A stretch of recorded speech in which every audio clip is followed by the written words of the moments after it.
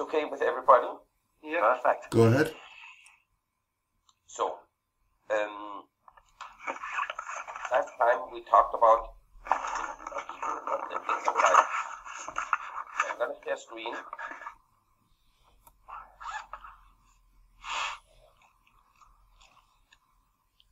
And we're going to do a very, very, very quick recap of the things. Let me know when you start seeing the screen. I already start sharing right now. Yeah, we can see. Yep, I can see it.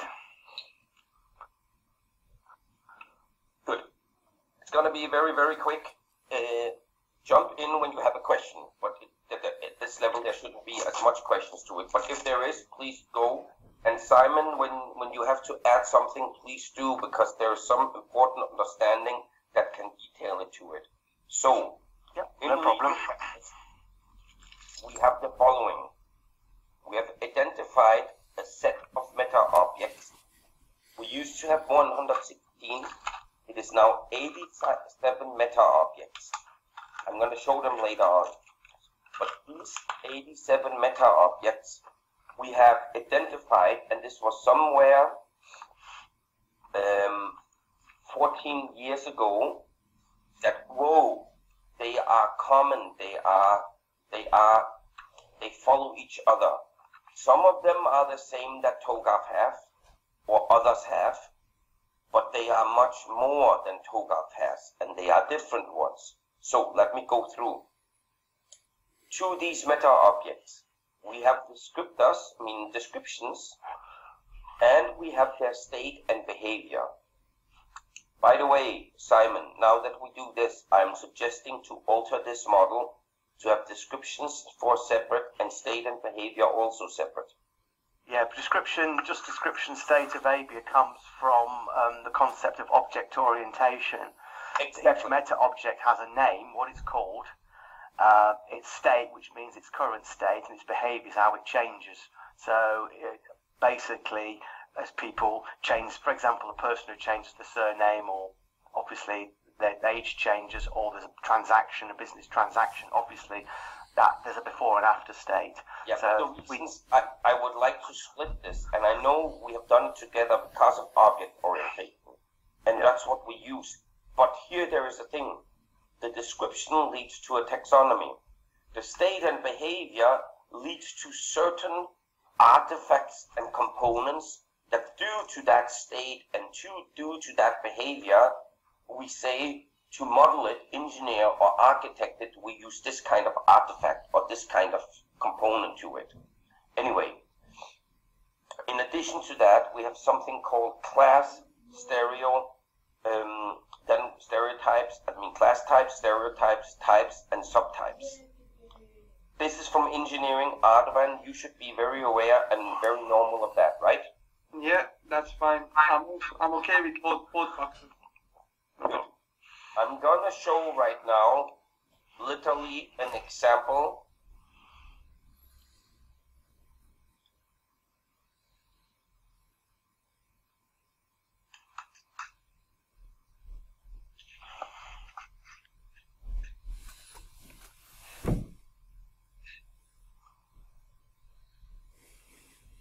There you go. Enable macros. So, the decomposition of every of these objects. So we have these objects here. 2 seconds. I'm going to open up the objects at the same time to show.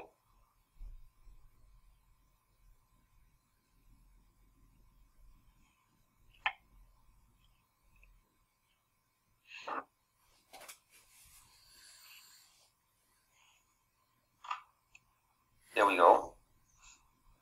So you have here the taxonomy. Here you have the object, like a force, a driver, an expectations, a vision, a mission. All of these are in something called the value layer. This is in brackets. Then it's the purpose and motivation sublayer. And that is found within the business layer. So each one of them has an allocations to a specific layer. For example, enterprise capabilities. resources, actors, roles, organizational function, is found in a layer called business competency. Then they have a clear descriptor to it. So far, so good? Yeah. Yep. Good. So far, we did nothing else than describing the meta-object and a descriptor. Now to the class stereotypes and subtypes. Because there is these objects, we know we can break them down. We go from a meta-object class type. Now you see here location as an example.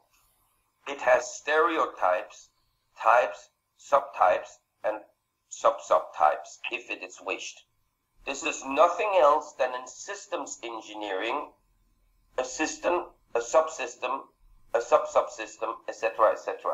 Yeah. So it's a breakdown, and this uses in leading practice engineering principles of decomposition and composition. Does that make sense? Yeah. Yeah. But now comes a very important component. This decomposition does it by groups, so it would be categorization. But doing so, because this is higher order, this is lower order, because kitchens and toilets and rooms are an issue of building interiors.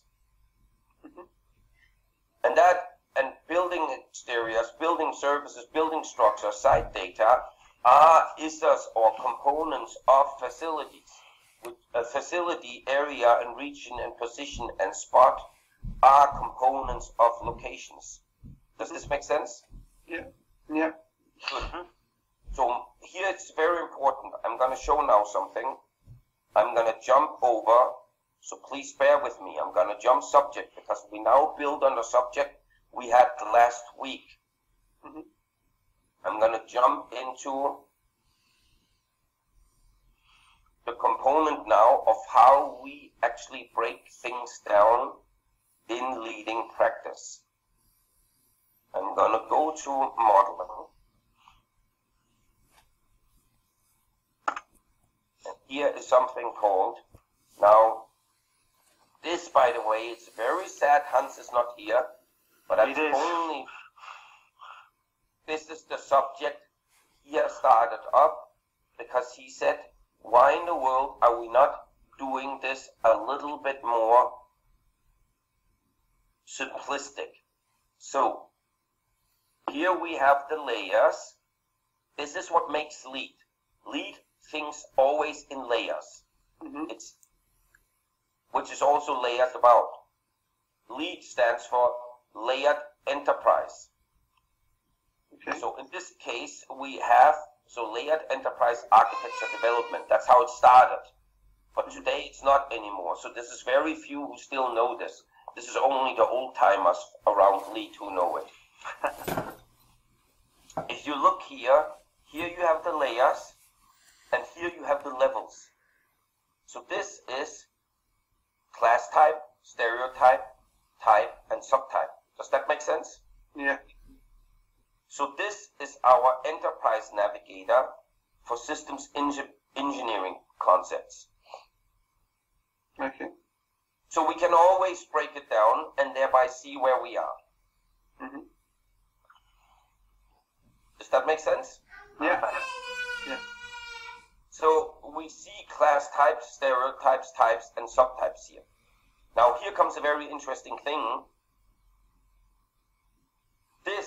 The layers on itself are a classification. So are actually class types, stereotypes, types, and subtypes, and the levels are also classifications, but they are also put into these groups. Because the value group, these levels here are by that value group. Does that make sense? Yeah. So while this is decomposition by class types, it is actually then attached to a specific group. Yeah. Good. I'm going to jump back here to the presentation where we were. I know we have two presentations going on, but it's to add to it. So we knew that it actually has classifications and categorizations. Now the types leads us to decomposition and composition principles, but these types also lead us to certain classification and categorization, and I'm going to show that on the Excel sheet here. Here is why. We have the highest level. I'm going to jump into called leading practice categorization and classifications. We have the highest level because it is decomposition, but it has also brought us a classification scheme, meaning I can go from, in any area of competency, I can go from organizational area, organizational group to organization, to competency function and functional task. I can move from a process area, process group, process step activity. Now you might say, Mark, what's new on that? Well, there's actually nothing new. We have combined what everybody else says, but nobody has actually made such a scheme saying this is the most common enterprise classification. I told Mummy to come up. Go and tell her, baby, I'm working now. And actually, nobody has documented that these enterprise classifications and categorizations are based on decomposition and composition principles. Yeah. Does that make sense so far? Yeah. Perfect. Good. Now we used to, I'm going to be for the purpose of honesty, I'm going to jump here to categorization and show you the old view we had, which we had to change because we had a problem with it. Simon mentioned it, and our students mentioned it. I'm going to jump right now here into our enterprise engineering concepts. And for that, I'm going to go into categorization and classification. Now, we used to have, I'm going to open them up.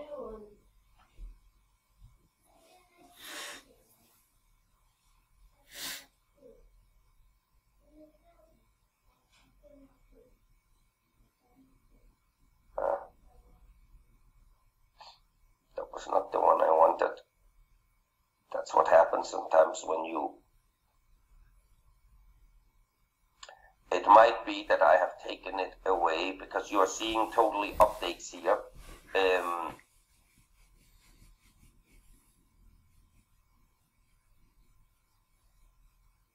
It might be that I literally deleted the old way of doing it, yes.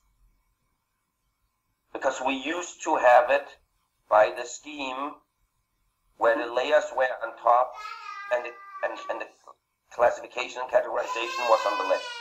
Yeah. And it's how Hans also did it. And we have changed that. Why? Because the layers, by definition, I actually looked it up because one of the students used a claim in his paper. He actually says a layer always has to be on top of each other. By definition, the Oxford Dictionary says that a layer is something that is on top of another layer. And and there is actually 10 examples in the Oxford Dictionary of saying you can put a coat of layer on it, a color layer. There can be layers of earth on top of each other. I mean, anyway, we got that, and Simon mentioned it, and it led to a change of how we work. But this is just historically. This is nothing more. But when the student actually literally took the time to literally do the classification and categorizations on the other way around, we realized, okay, this needs to be changed. Anyway, in case it happened, because the old template for leading practice used to show the layers at the bottom horizontal. Exactly. So if you come across a template, you can say, oh, by the way, that's the old way of doing it. Yeah. So we are saying that the meta objects have relationships to a map, matrix, and a model. I'm going to come with an example to that, but before I come to an example with this, I'm going to go further on because I'm going to do this example around strategy of some of the work. So this is the link to the artifacts. Leading practice therefore has artifacts and reusability of artifacts across all subjects. I'm going to do this right now. I'm going to go in the reference content I'm going to go into artifacts.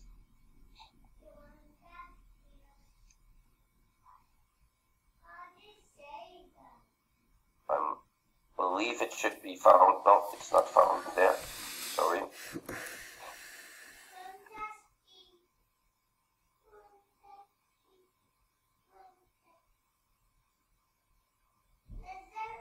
That's the meta object, which is very good.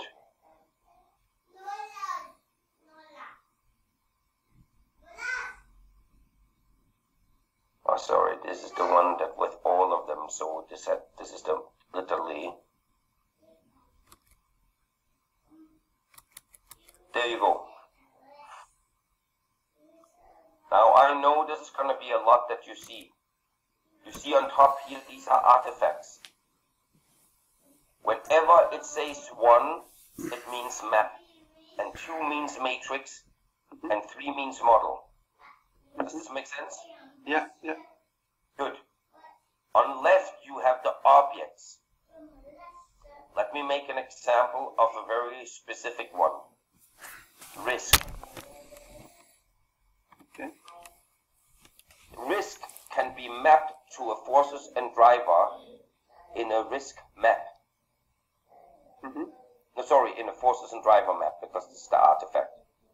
It can also be related to vision and mission in a map, and a mission and a goal. Now you might say, Mark, what defines if it is a risk, if it's a 1 or a 2? If there is a direct relationship through an object that semantically it relates to, it has a 1. If it needs to be related, meaning interfaced to a matrix, that you take one known to one unknown component, it's a matrix. Does this make sense? Yeah. So, now I realize that when you are taking, for example, the strategy map, in the strategy map, here there is a 1 to report. The existing strategy map of Kaplan and Norton doesn't show reports. But, here, sorry. It doesn't show many of those components we would be interfacing to. But, the point is, and also the existing strategy map doesn't show objectives. But it should be possible that you actually can show your existing objectives within that strategy map. Why? Because the object naturally relates to it. So this we have, and also within components like here are prospect maps, here are, when you have to the platform components or data components, so here, this is data maps. I have application roles, I can map, that's a matrix, but data component is a map, data object is a map, data entity, data table, data service. So we actually know where the objects and which kind of artifacts they exist. But having showed this to you guys, what more can I do with such an overview? Because basically we know what we have done is we map what kind of object is in what kind of artifact. Right? Yeah. Good. What more can I do with then such a thing? If you've mapped what is, connected together, and then you produce a matrix, the next step is to produce the model. Yeah, that's right. So first of all, I have a map of what is in a map, what's in a matrix, and what's in a model. Yes, I've done that, and in this case, I've done this in a matrix view because obviously we see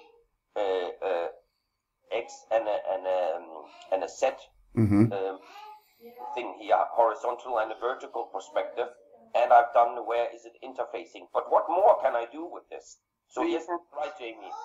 So you can go across, link it to your meta object, and then start doing the classification, categorization. Yes, so I can add my knowledge that I had for categorization and classification. Yeah. I could literally say, I'm categorizing this way. Yeah. I'm classifying it that way. So, in addition to that, so yes, beautiful. And that's exactly what we do in leading practice. Because it's on the object we identified. I'm going to jump back to the presentation where we started. It's on the object where I have a descriptor, a state, and a behavior.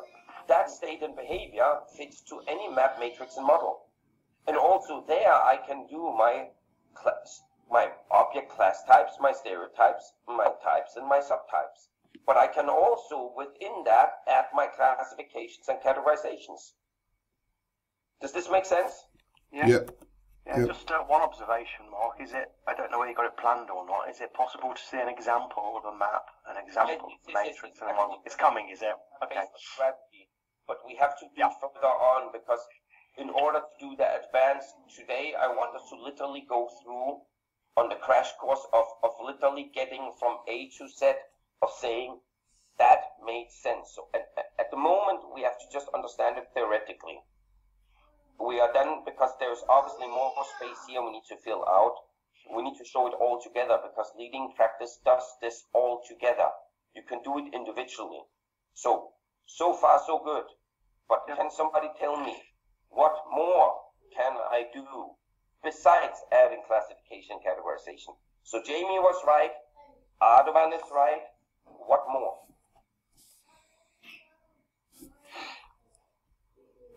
You can produce meta models. Yes. Based on this, I could actually just create a meta model. But in this case, I would need the semantics between the relationships here, because all I have is which artifact is on which object. But I could show that in the meta models. Yep. Right? Mm-hmm. So, but I am missing semantics in order to get, this is where we got Simon on board, because this is where, so here we have object based on its object nature and its very ontology. We have that this object is within that category. A platform service is in the category of the platform, and we know that platform service is found in a service artifact. It's found in an application service artifacts, but it's also found in a data service matrix. It's found in the platform map matrix and models. It's also found in platform rules modeling and in platform distribution views and in infrastructure service views. So we know where this object is found in artifacts. But if I'm working with one artifact, what can I do that is very, very smart?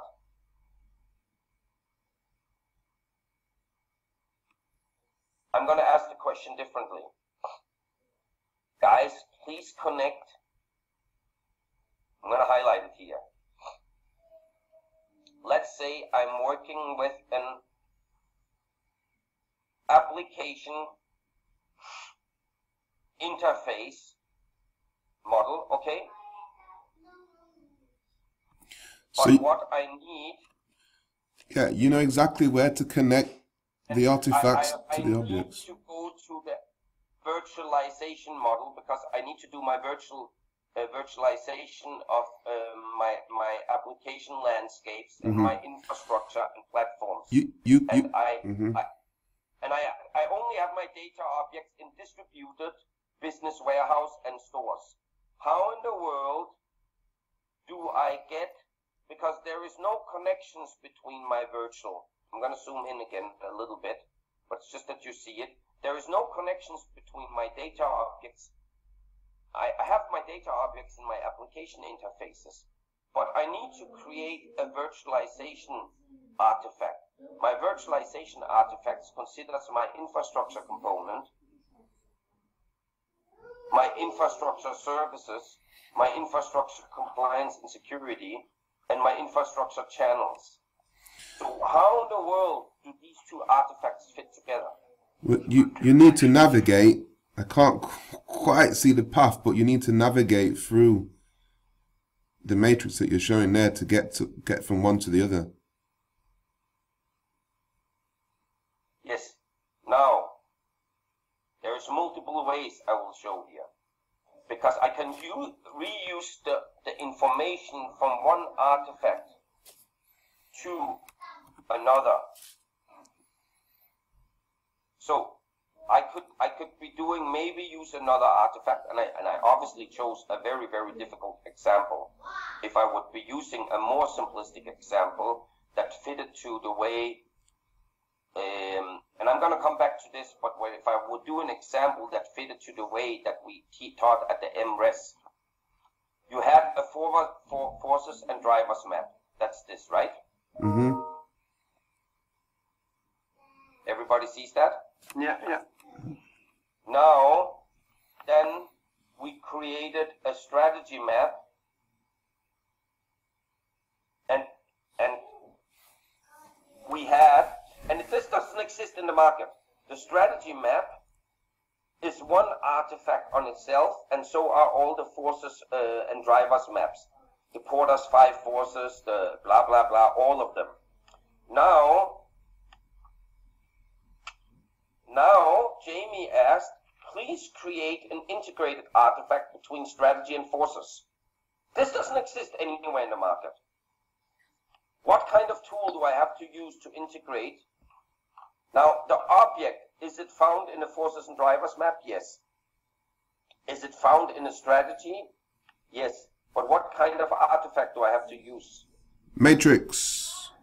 Yes, because it is a number 2. Mm-hmm. So I can integrate this information into that integrations to an artifact, to a matrix. Does that make sense? Mm-hmm. Yeah. Now you might say, what's new on that? There's nothing new on that. Well, there's nothing new on the idea. This is just using systems engineering principles to architecture. But nobody else in the market has done this besides us. Nobody else. The principles is not new. I mean, the application. When you are seeing this, you are saying, oh, you gotta guys be kidding me. This is normal systems engineering thinking. You take the object of one and you relate it to other. I mean, guys, come on. If it's in one system, you want it in another system. Yeah, it's decomposition and composition principle. Yep. And if it's allowed to be related, voila, it relates. Yeah. Mark, what are you making? Are you literally using an hour's time for me to go through that? My point is, in enterprise architecture and enterprise modeling, nobody else applies this engineering principle that has been identified more than 60 years ago. Yeah. Yeah. We are the only ones to do that. Even TOGAF does not do it. Yeah. No, So going back to your more complex example, Mark, with the was it the data object and visualization? Exactly. So when you come to a very complex object, like a data object, now there is no semantic relationship between a data object and virtualization infrastructure. But what I need to find right now is I'm going to highlight literally the objects that are in there. Because I'm going to show you right now something very, very cool you can be doing. You can therefore, I'm highlighting, now we are using a systems engineering analysis approach to it. This is actually system analysis to do a system design of something, because I'm going to say I need to relate my data to my virtualization infrastructure and my virtualization distribution landscape. And that's very normal, by the way, for IT people to be able to do. Now, I have the objects of infrastructure channel, infrastructure compliance, infrastructure service, infrastructure component. Now I need the object because data object doesn't relate to it. So I'm going to do that greenish, that everybody knows that's what I need. Now here's what I can do, because it also touches over here. Now location, if I would be taking the aspects of, let's go here, infrastructure component. I have, then I'm looking at if anything else relates to here, nothing back here relates to it. Are you going downstairs? I have literally no semantic relationships. One component that could be doing this, I could be linking to requirements to it. Does everybody see this? Yeah. You don't have you might not have a direct relationship, but you have an indirect relationship to another object. Exactly, and that's the next step, because the only connection I can do between a data object and the infrastructure virtualization is the requirements that are to data and the requirements to that. But I could now go indirect. I'm going to go over, if they really need to relate the data, I'm going to zoom in a little bit more because it's going to be small for you guys, but it also makes it difficult. I'm going to go to the data artifact, because if they need to relate the data to it, I need to work with my data artifacts. I'm going to highlight those. I'm going to highlight them orange. Now, are there any one of them touching any of the objects down here? No, they are not. So it's going to be, wow, okay, that's not easy. But now you are seeing it's touching objects of platform services, which touches all the other objects here. So a platform service that is using the data can definitely have a relationship. It could also be that I need to be looking at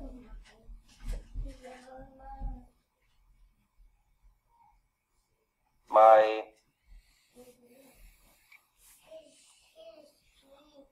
workflows. There is nothing connection of the workflows. So it would be the indirect, and I could be using my data services connecting to, for example, platform services here, and from the platform services over. So I would have to use one other object that I would have to add to it in a matrix. Does this make sense? Yes, but I'm still I'm still trying to see where they're connecting to visualization. Okay, you've got the infrastructure component. Because when I connect it to platform services, I'm going to take another color here, orange here. Yeah. Now it connects to, then it connects to infrastructure service in that. So I can then use either whoa. What? My platform distribution model, because it connected it to data, but now it starts to be connecting, or I can be using aspects of my platform service model. So I'm suggesting what you do is you have to add another object to the component. Okay. Game, because if not, there is an impossible relationship. But that's when you add different components to it. So this is also, now for you who haven't done this, like Ardaman suggested it, because that's the normal way you do it in engineering. For us to do such an advanced, sorry, I'm going to take all the highlights out, because if not, I have to clean the model later on. Very good, I did it. If not, this is, by the way, why we work on, and then we have the set of artifacts that we would be using for it. So in this case, I would have to use 3 artifacts or 2 artifacts, because I could, in my platform service, have data, and within that, I would have to use my virtualization artifact. So I would have to use 2 artifacts in order to actually put data to virtualization, because it naturally has no connection. Does that make sense? Yeah, not just 2 artifacts, 2 objects as well, isn't it? Exactly. Yeah. But the artifacts always represent objects. Yeah. Back to our presentation. It is the artifacts only exist through specific objects. Yeah. Now, what we have done in leading practice is literally document all these artifacts. Now, I'm going to show something to you guys that I haven't showed. I'm going to go in here. This is the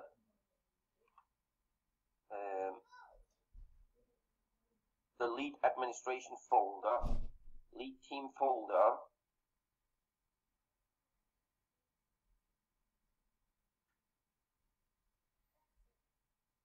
I'm gonna open this up. We finished and we have updated. We update it all the time. I'm gonna show right now. I'm sure you guys, 2 seconds. There you go.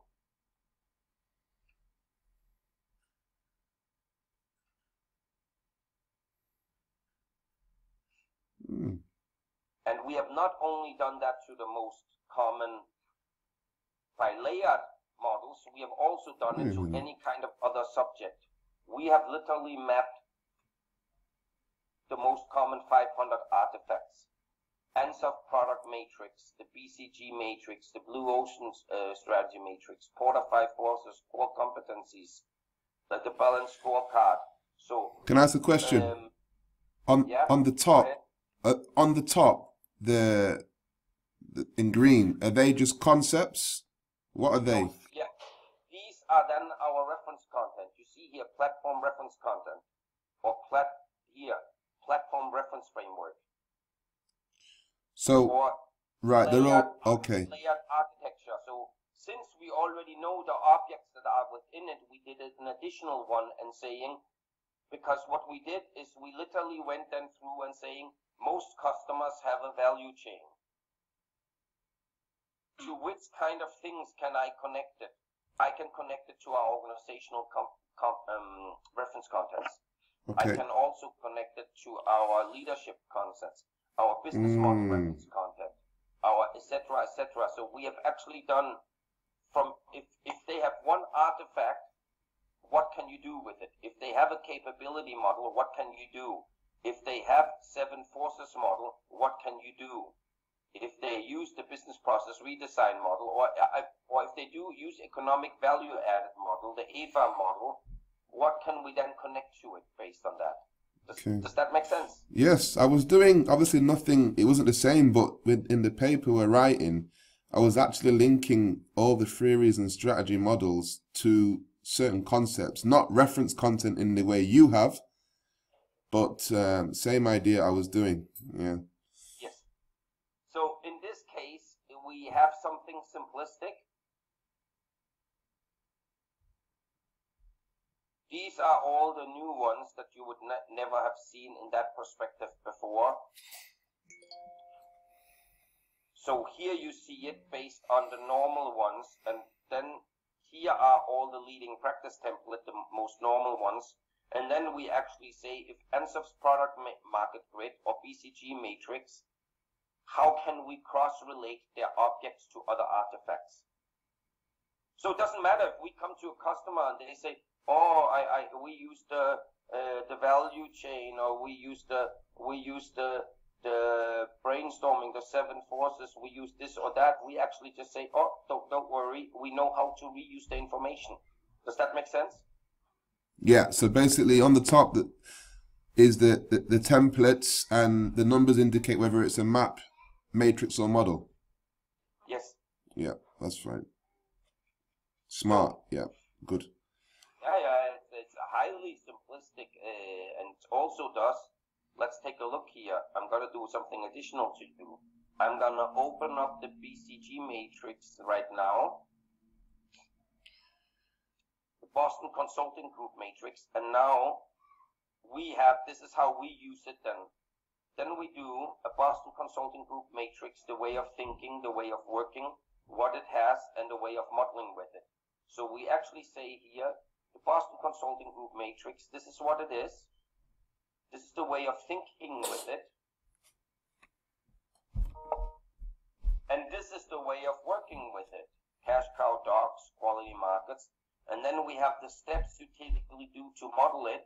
And then we actually say, this is how you do with it. In the business level, it's a strategic level. Business areas is strategy, marketing, sales, business innovations. And then relevant meta objects, strategy, driver, force, and product. These are the objects within it. Wow. And then how the Boston Consulting Group matrix fits to enterprise architectures. It fits to these kind of artifacts. Why? Because this is where they have shared objects within it. And then how it fits to industry focus, relevant roles, executive roles who typically work with it, subject matter experts. Anyway. Very good. This is, and by the way, we have that to any kind of artifacts that exist. Now, I'm not joking. Here's a thing I would like one time to do with anybody who would be up to it. We have the top 300 key models. I'm suggesting to do a publication, take the leadish away from it, but literally do a publications, top 100 key models used by enterprises, and literally just publish them. Why? Clear, actually, because people reference it. Yeah. If you get highly cited, that sort of thing will get cited a lot. So what you mean? You want to do a paper on the top level of the business, is it? And which object is relevant to it? Right, hold on a minute. Let me get this clear in my head. You want to do a paper on the top 300? No, a book, because you have top 100 key models. This is a book. I mean, let's just look up. You have here the strategy map. 2 seconds, I'm going to open it up. The strategy map is here. This is 7 pages. Each one of them are 7 pages. If you're taking the 100 key models, you have 700 pages. So it's literally just looking it up and working with it. And then we are saying, here's the relevant meta objects that you could be using. And by the way, this is why we knew you can relate the strategy map to competencies, which you asked for in your start. You asked for, please relate it to the value chain. Why can you do that? Because the value chain has nothing other objects than basically competencies, meaning organizational areas and organizational groups. Anyway, you guys get it. Without wanting to go down that valley, it's just to say there is still an immense amount of treasury things that could be just published straight away. There's no literally reasons to keep this back, because the market, I mean, taking the lead away, the leadish language, but besides that, something like that could be used straight away. Yep. And you have already got all that information anyway. Yeah. Look at here. By the way, So it's really just a matter of putting everything together into a book. By the way, this is what I have used. I've used leading practice for it. We captured it all these years by operational artifacts, by tactical artifacts, and then by strategic artifacts. But then I literally asked, you guys knew Joshua was my employee, I asked Joshua then to put it differently together and create literally the scheme that combines it. And this is, by the way, why I also thought, he's going to pass the stud module with flying colors and the EOS or the ESMA, because he's done that for me 4 years, literally just doing this. Anyway, that's another discussion. But you guys see, we started this in 2012. This is where the key models matrix that was started. Anyway, going back to our presentation here. So yes, we have something very unique here. We have literally documented the most common top 500 artifacts by organizations, and we know how to reuse it. So when we come to a company, we can do it faster because any kind of artifacts they have, we know how to reuse the information into the other views. So it's just information reuse by artifacts using engineering principles of decomposition, composition, and actually just saying, therefore, it also fits to that because it has the same information, it's the same descriptor, it's the same object, and in this case, it just has either a different behavior or a different state. So, questions? If not, we proceed. Nope. No. Armand, you? No, I'm okay. I'm okay with all this. Good. Next one. So, then we already showed maps are represented with 1 in leading practice, with 2 by matrix, by 3 by model. Now we have a set of modeling procedures and modeling techniques to it. because we know process modeling is done different than data modeling. While it has the same object, it doesn't do the same modeling procedure. Does that make sense? Yeah. Yeah. Now, let me open for the purpose of the discussion. I'm going to go to reference content. I'm going to take literally the subject we had before.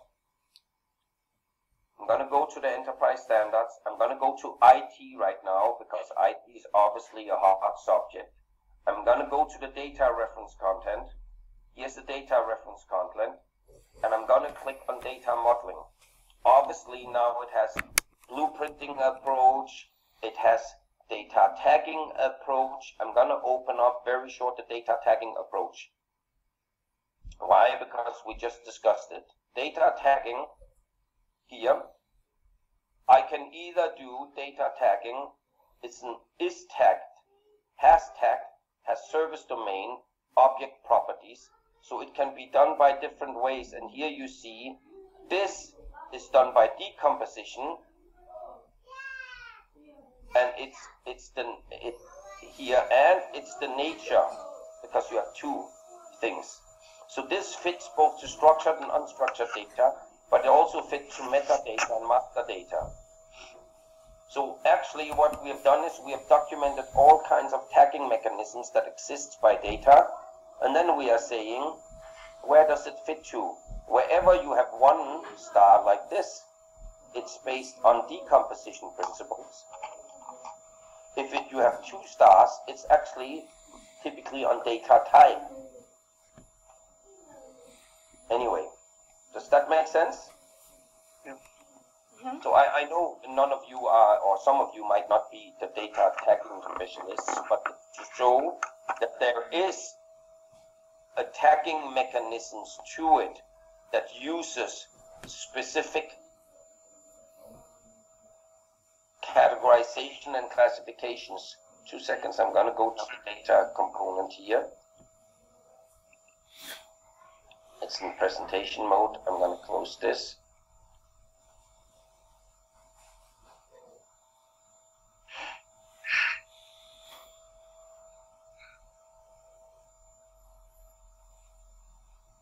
Oh, that was the one we just had, sorry.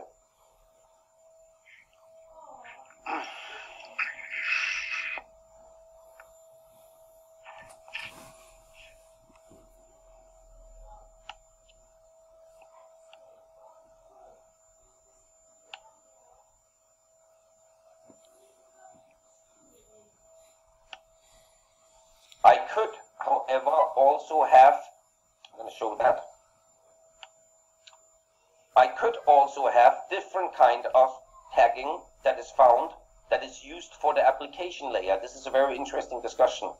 Now, one layer's tagging applied to another layer's tagging, you then need to have a different way of doing it. If you are relating data to the application layer, you need to define if it's metadata, master data, operational data, unstructured data, or analytical data.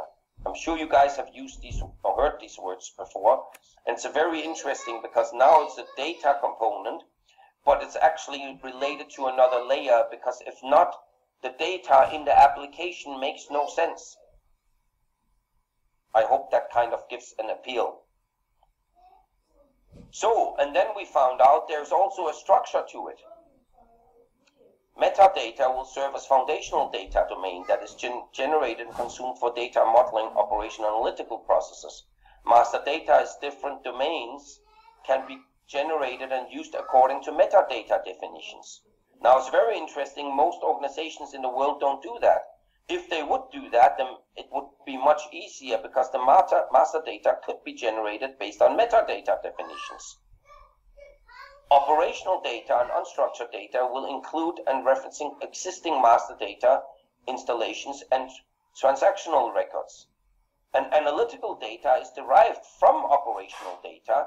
Unstructured and master data, metadata, will be exploited, for instance, to build an analytical data store.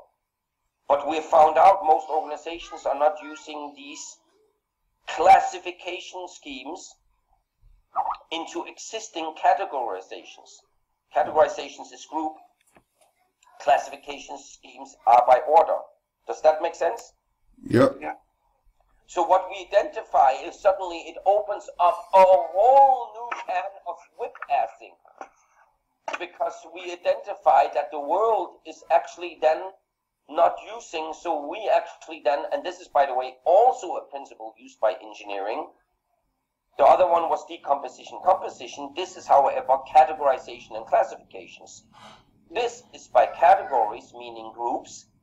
Now we took these groups and did it by classes, meaning classifications, and then found out, whoa, there's totally missing something in the world of modeling and engineering and architecture. Yeah. Anyway, I don't want to go into this too detailed, because it's going to open up a whole, I realize that of saying, whoa, this is too detailed, but the reasons I'm doing it is also to show the level of depth of it.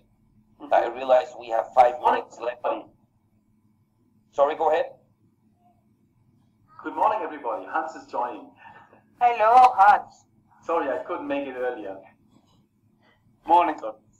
Morning. Typical, very good, Hans. We have 5 minutes left, so I'm going to proceed. Typical, so here you have a data reference content for data modeling. So within that, it has an executive summary. Then it actually also discusses findings that it has. Information is equal to data aspects, a traditional view that is wrong. Then discussing it, then it will be discussing common cross objects, which you actually, and then it's discussed here of how the objects are related throughout the layers. So, and then it ends up, I'm going to scroll down, it ends up saying data physical application component, how a matrix, how you can do physical application components to data matrix. It has any kind of artifacts, and then it tells you of literally how to map it. How do you relate data rules to data? How do you relate service rules to data? So it literally combines all the artifacts that we know that exists around data modeling. Then it ends up with the way of modeling, because also it says using data composition and composition model. You can be using a data model example.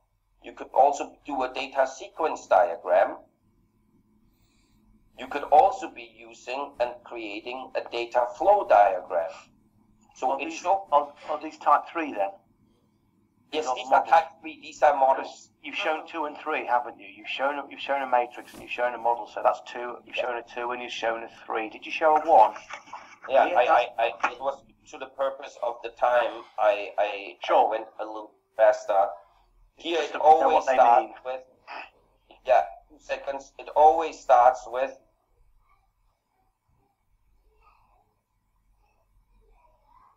here's the data decomposition map. How do you break down? What do you find in a data map? That's it. A map. That's a 1. Yeah. Okay. Then it says the rules of how you relate it. Then you come from a data map, you come to a data matrix. Okay, that's a 2. Yeah, and that's it. And now it goes through all of these different data matrices it has. And I'm sorry, I know I'm scrolling fast, but yeah, it gives just the principle. Point. Just getting the principle. Yes, exactly. Of it, Mark. And then we come to the fact of it can be modeled in different ways. We just came to this data sequence diagram, then a data flow diagram. Then it also could be using an information distribution model. This is, by the way, used an SAP example. So where you have an application service that you use in FI, then in logistics, then in CRM, then for the bank, etc. That where there is, and then you document the interfaces. So this is an information distribution model. Mm-hmm. And you remember, you guys, we were talking about that we needed to interface it to a distribution model of the infrastructure distribution model. And I said, so then we would have to add a technology component of platform. That's what it did here. You always have here the color by the layers. And this is actually the application, the information layer. This is the business layer, and this is the technology layer. So we automatically then in Lead know by the color code of how to cross-relate it. It could also be using an information service model that now it uses the data objects within it. And then it says, how did you do it? You could also be using an information interface model where you would have your data objects within it. Because you actually have data service within it, you have data objects, and you have actually information rules. Then you could also be using an information interface map. Why now we jump from model to map is because in the model there is an additional component within it that you would have to document in a map. Then there is an information platform service matrix. These are typically then created, and that's exactly what we discussed. You remember that we said we need to go from the data object to the data service, then to the platform service, and then it gets over to the other components. Then we already created these. Once you have the other models, maps, and matrices, you can do these additional, very advanced things with it. Yeah. So, anyway, obviously not to go more to it, because then you can create something. This is an example, real life of SAP, because down here on the bottom you have SAP, that's a subquery, and the transaction codes. So the flows here, they are done by transaction codes. What we have done right now, I'm going to zoom out and then say what we did. This is an example of a system measurement and reporting model that is relevant areas and owners for data object queries. Now that means I can relate in SAP a custom satisfaction analysis. This is how I relate it by the SAP queries. I can also relate a sales analysis to a profit analysis, and a profit analysis to the components of my costs analysis. So what we have done right here is actually say, how do the data objects relate through multiple different analyses together for system reporting? Yeah. Where would we find the entity relationship model, may I ask? Yes, we also have that, but this is not in the data modeling component. Oh, because that is found then in a different, and you didn't hear that part. We started off, what can we do with the objects and what do we relate? And right now we had a scenario based on data objects that we wanted to relate. So I'm just staying within that discussion. But by the way, we have this view by any data object in SAP that can be measured by a transaction code and therefore be put to a report naturally by transaction code. So we have that. I think we have 60, 70 different models. So I mean, that alone would be a publication worth of saying, how can new ways of transaction codes, because SAP has started to build in analytics into their system. So anything that analytics can relate to an object that analytically could be measured. And in this case, how did we do that? Because you said, how the F did you do that? SAP doesn't even have that information. Very easily, we took every object that can be measured. I'm going back to here. We literally took down the row here, every object that can be measured, which is a product, which is a contract, which is a locations, which is a driver, which is an expectations, which is an objective, which is a plan, quality, risk, security, time, blah, blah, blah. Anything that had these objects within them, we literally said, therefore, we took those objects within an SAP system, looked at their queries, and then we related them based on the semantics of that it worked. Then we tested it and we found out, whoa, we have something that SAP doesn't even know. But we used leading practice decomposition, composition, categorizations for it, and then the artifacts, and voila, we created views that says, this is how you do it. Anyway, that's a discussion for itself another time. But then you create, and that's why it's important, because you create whole new views and concepts based on the thinking of leading practice. Because when you apply to leading practice, we somehow find out, you then find out new truths. And also the student, Simon, you can confirm that the students do apply the leading practice concepts, and then they come back. Imshas did a very interesting thing in his architecture component. He actually proved by using the architecture, even though he only used E+, he found out that then he gets out the right relationships for it. Yeah. Which actually proves his conceptual model and his argument was very interesting. We were so amazed that Simon and we stopped at it and said, whoa. And that's what we found out. There is something underlying that is built into this, that when we apply it, it gives us new artifacts and new views. And everybody else, including us, say, wow, this is very good. So SAP never understood how we could create all this content with it that they themselves could not make sense out of the SAP systems. I'm closing this. Why? Because I need to go back to the presentations to finish up. So we have certain modeling procedures, modeling techniques, and there we define the steps and the results with it. That's what you saw in the artifact. Does that make sense? Yeah. Mm-hmm. Mark, I gotta be going in 5 minutes. I've got a meeting at 10:30. Yeah, and we're going to be finished because then you see it. All of them, we have notations, syntax, and semantics to it. The semantics is here very small, and I don't like that. It should be very big because it's actually the most underlying component we have for the meta objects. But nonetheless, it gives us that through the semantic mapping and through the semantic scheme, it's the whole thing that fits together. Now, I'm going to show you something right now in strategy. I'm going to jump from here over to the subject of strategy. We're going to leave the subjects we had. I'm going to prove, because this is something that Jamie is writing about. I'm going to go in reference content.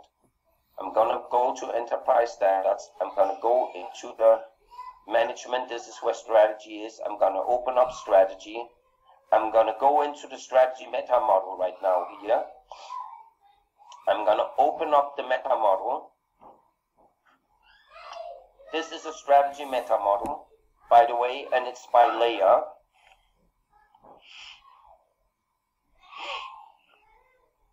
So, everybody sees this? Yeah. Yep. Good. It says here that the organizational area strategy, so the enterprise strategy, an organizational area strategy, and organizational group strategy obviously relate to each other. They are the concept of what is called strategy. So, very good. Forces relate to them, drivers relate to them, and from there everything, this is strategy input, this is strategy. Everything else from down here is literally strategy execution. But I can execute only my strategy to relating it to objectives or to relate it directly to the organization. So this is however by the layer of the value layer, because then we see I can relate my strategy to objectives, to goals, but also to measures and reports. And reports can actually record back to of how good the strategies live up to. But for that, the measure relates to aspects of my service, my functions, my roles, my processes, which, by the way, is the strategy execution. So then we find out, by doing such a meta model, and by the way, here you see, I'm going to zoom in, this is the meta object notation, this is the object name, and on top you actually see here, this is the strategy life cycle. Now this is very interesting, because on the bottom, A, B, C, D, F, G, H, K, L is nothing else than just the different artifacts. That obviously, I'm going to zoom out a little bit just that you see, the force object is found in the force model, but it's also found in the strategy map, and it is also found in the revenue model and in the cost model. Yep. This is where naturally you find it, But what we then find out is that all of these, the force is found in the strategy life cycle, in the analyze and understand phase, in the strategic options phase, and then again in the continuous strategy improvement phase. So we then find out that the life cycle, I'm going to jump to the life cycle, that the life cycle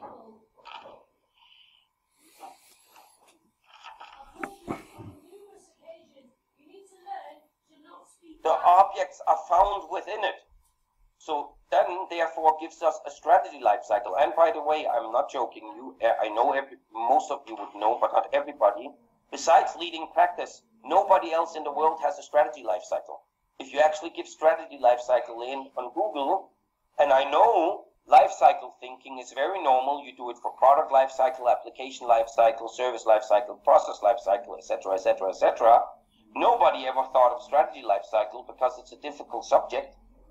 Alone doing this meta model with the artifacts we found out by applying normal life cycle thinking, these are the steps you do in this part of the strategy life cycle. This is strategy analysis and strategy understanding. This is my strategic options and design. This is my strategy development. This is my strategy execution. This is my strategy governance. And this is my continuous strategy improvement. And depending on the degree of change, I now have either then a feedback loop. If my degree of change is low to medium, I come between strategy development and strategy execution. If my degree of change is medium to high, I come to strategy options and strategy development. If it's very high, I obviously need to go back to analyze again and understand forces, drivers, blah, blah, blah. I know this was a quick, but I also realized that was the purpose of our call. Yeah, kind of say, good. How does this enable different modeling techniques, but the underlying semantics, therefore, also has made sure that our artifacts are 100% aligned. Yeah. So, that's it. That's it for today. Brilliant, Mark. That's very informative. Thank you. Mark, thank you. Can you share these slides, even from your previous talk that you did? I'm gonna, because I wanted last time, but this is where busyness catches up with the wish to do things. I'm gonna do it now, because if not, it's not that I don't want to. It's literally to the fact that life gets busy, and Jamie also wants it. And Hans. And Hans wants it. He did not listen to all of it, but he gets a copy. Hans, have you said already you are leaving practice email up? Yeah, but I haven't forwarded. Now, I should be mean and send it to your leading practice, but I'm not. But I mean, it should be the motivations to get intro to lead. Now, next time we're gonna go. By the next time, we literally gonna go into the subject of having done this that we have understood. What does that give me? We're gonna go a little bit more into Enterprise Navigator. We're gonna go into the Enterprise GPS, where we're gonna discuss some of these topics, where you would be seeing aspects of Enterprise GPS that was created. Some of you have already seen it. How did we first do it? What do we need to do right now? How do we need to change views? How did we go from this view of putting the, how did Hans go from this from organizations, department, workplace document, of how can we be using it advanced, and how do we today need to do it in engineering and in architecture, because we have different kind of GPS and navigator reference content, 3 different forms, and we're gonna present them next time and be discussing them. Perfect. So, all right. So when is this presentation scheduled for the You just send an email saying you are suggesting Tuesdays. I'm not suggesting to do it this Tuesday, but I am suggesting to do it the Tuesday after.